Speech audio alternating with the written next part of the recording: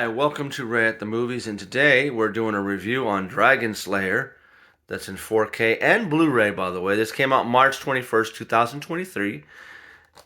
And also, I like the back. Look at that. Nice cover.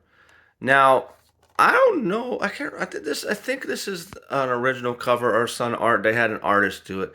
Paramount has done a pretty good job releasing their movies with their original posters.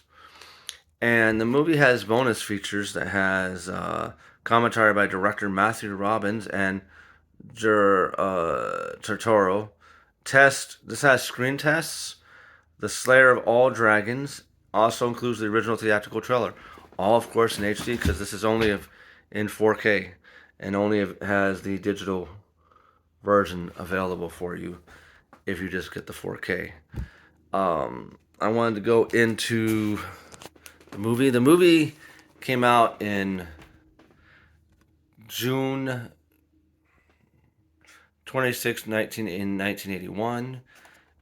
Had a great cast. That's what made this movie so great for me as a kid. Not only was it a great dragon movie, but it had a great cast of actors. If it wasn't for the cast and the great direction and the great set designs and the special effects, everything, I don't think this movie would have been as good as it is. It's sad that the movie tanked when it came out, but I think it was under a lot of stiff competition. I'm not sure what movies actually came out during the same time frame when this was released, but it had a factor in it because this movie has become a cult classic. I can see why. The movie has Peter McNichol from who did Heat with Burt Reynolds. He also was in the hit show Numbers that was on from 2005 to 2010. He was also in Ghostbusters 2, just to name a few. Then, of course, you had Caitlin Clark, who was in Blown Away and Crocodile Dundee. I gotta rewatch Crocodile Dundee because I didn't know she was in that movie. And Ralph Richardson, who was in Greystoke, The Legend of Tarzan. And then we have Sidney Bromley from The Never Ending Story. And of course, we have Ian McDiarmid, who needs no introduction because he's from the Star Wars films. Then there is director Matthew Robbins, who did Batteries Not Included and Corvette Summer.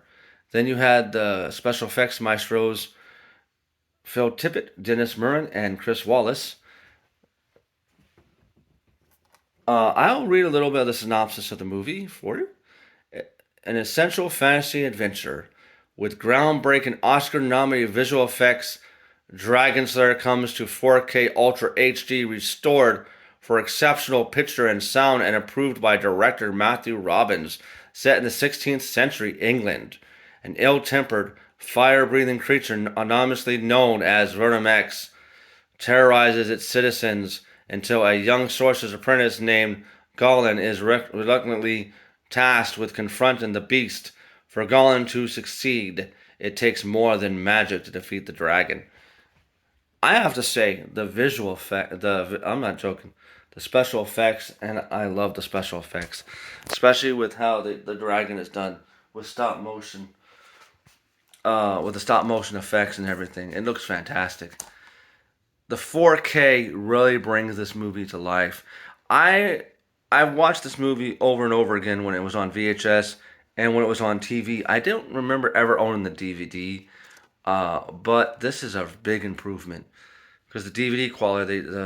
I saw comparisons from the DVD to this. It's phenomenal. It restores the movie for how it was supposed to be, and like they said, the director approved of it. The auto commentary is very interesting. I listened to the auto commentary and then I rewatched the movie again without it, and it still captivates me, draws me in. It's a very good movie. I will warn you, this is PG, but this is from 1981, so there's going to be some gore in there for a PG film, and there's going to be slight nudity, and that's it. But it's a fun ride, and it looks fantastic in 4K. So I can't recommend this enough. If you don't have a 4K player, it is available in Blu-ray. But like I said, this is a great release for a great classic. I mean it. This is one of my favorite Dragon movies that I've seen. I liked Reign of Fire, and of course I like Dragonheart. There's other movies I'm sure I can't think of on the top of my head, but if you want to watch a good movie and in fantastic 4K, I recommend this. I know I've been doing a lot of 4K reviews, but I have a 4K player now and TV, so I'm trying to take advantage of that. And I know some of the 4K transfers are terrible. I've heard about it. I just bought Total Recall not too long ago and found out there's some stuff that they complained about, so I'll get to see if I notice it. But like I just said, Dragonslayer is a fantastic movie with a stellar cast and a stellar director, and everything is done really well. The cinematography is great. The matte paintings look fantastic. I think there is some miniature work. There might be or might not. I can't remember, but that's why I like the movies from the '80s and '90s.